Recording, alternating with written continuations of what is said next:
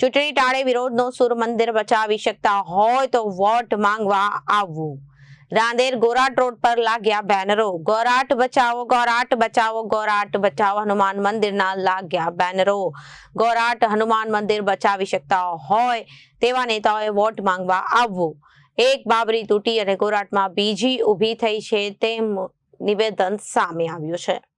ચૂંટણી ટાણે વિરોધનો સુર, મંદિર બચાવી શકતા હોય તો વોટ માંગવા આવવું. રાંદેર ગોરાટ રોડ પર લાગ્યા બેનરો. ગોરાટ બચાવો, ગોરાટ બચાવો, ગોરાટ હનુમાન મંદિરના લાગ્યા બેનરો અને ગોરાટ હનુમાન મંદિર બચાવી શકતા હોય તો તેવા નેતાઓએ વોટ માંગવા આવવું.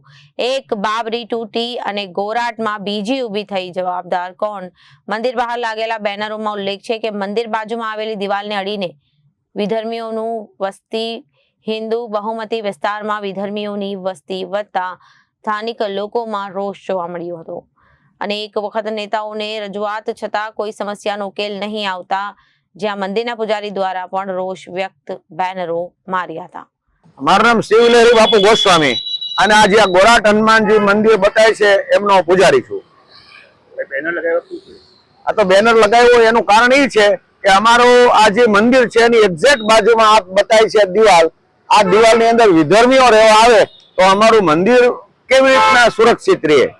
એટલે અમે તો એક જ વાત, અમારી એક જ માંગ, અમારું મંદિર અને અમારો વિસ્તાર જે બચાવશે, જે અમારું કામ કરશે અને જે અમને ખાતરી આપશે કે આ મંદિરની બાજુમાં વિધર્મી રહેવા નહીં આવે, એ જ અમારો નેતા. બાકી અમારે કોઈ પક્ષ સાથે લેવા દેવા નથી.